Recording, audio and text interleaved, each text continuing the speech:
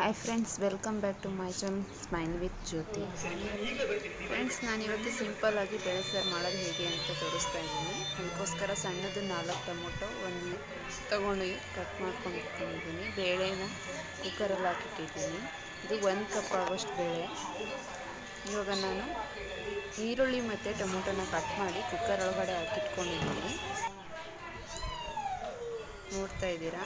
ಇದಕ್ಕೆ ನಾನು ಇವಾಗ 1 ಸ್ಪೂನ್ ಅಂದರೆ 1 ಡ್ರಾಪ್ ಆಗೋಷ್ಟು ಎಣ್ಣೆನ ಹಾಕ್ತಾಯಿದ್ದೀನಿ. 1 ಸ್ಪೂನ್ ಅಲ್ಲ, 1 ಡ್ರಾಪ್ ಅಷ್ಟೇ ಹಾಕ್ಬಿಟ್ಟು ಕುಕ್ಕರ್ನ ಇವಾಗ ಕ್ಲೋಸ್ ಮಾಡಿ ಸ್ಟವ್ ಮೇಲೆ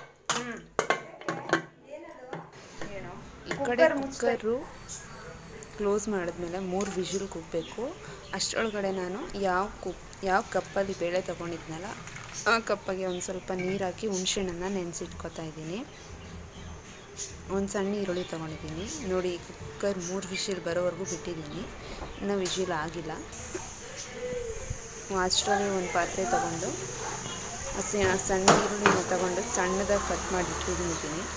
ಇದಕ್ಕೆ ಎಣ್ಣೆ ಹಾಕಿ ಎಣ್ಣೆ ಹೀಟ್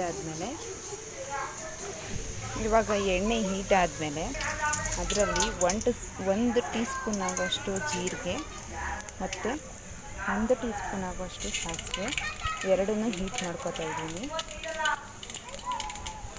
ಮತ್ತು ಈರುಳ್ಳಿ ಆಗಲೇ ಹೇಳಿದ್ನಲ್ಲ, ಒಂದು ಸಣ್ಣ ಈರುಳ್ಳಿನ ತೊಗೊಂಡು ಸಣ್ಣದಾಗಿ ಹೆಚ್ಚಿಟ್ಕೊಂಡು ಅದನ್ನು ಇವಾಗ ಒಗ್ಗರಣೆಗೆ ಹಾಕೋಬೇಕು. ನೀವು ಬೇಕಾದರೆ ನೀವು ಮೆಣಸಿನಕಾಳು ಬೆಳ್ಳುಳ್ಳಿ, ಕರಿಬೇವಿನ ಸೊಪ್ಪು ಅದೆಲ್ಲ ಹಾಕ್ಕೋಬೋದು. ನಾನು ಅದು ಹಾಕಿಲ್ಲ, ಸ್ಕಿಪ್ ಮಾಡಿದ್ದೀನಿ. ಇವಾಗ ನಾನು ಮೊದಲೇ ಹುಣಸೆಹಣ್ಣು ನೆನೆಸಿಟ್ಟಿದ್ನಲ್ಲ, ಅದರಿಂದ ಹುಣಸೆಹಣ್ಣನ್ನು ತೆಗೆದು ಫಿಲ್ಟ್ರ್ ಮಾಡಿ ನೀರನ್ನು ಮಾತ್ರ ತಗೋತಾ ಇದ್ದೀನಿ.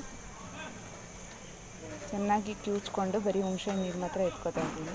ಹುಣಸೆಹಣ್ಣು ಚೆನ್ನಾಗಿ ಕಿವುಚಿದ್ರೆ ಹುಳಿ ಜಾಸ್ತಿ ಬರುತ್ತೆ. ಇವಾಗ ಈ ಹುಣಸೆಹಣ್ಣು ಹುಳಿಗೆ ನಾನು ಖಾರದ ಪುಡಿನ ಮಿಕ್ಸ್ ಮಾಡ್ಕೊತಾ ಇದ್ದೀನಿ.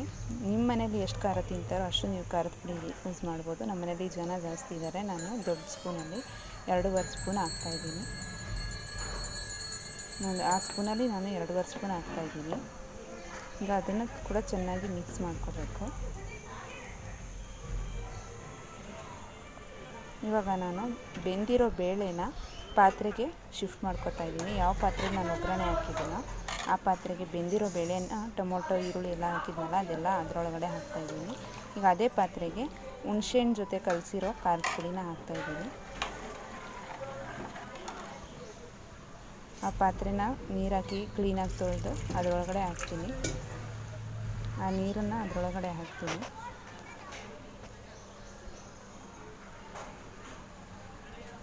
ನೋಡಿ, ಸಾಂಬಾರು ಇಷ್ಟ ಆಗಿದೆ.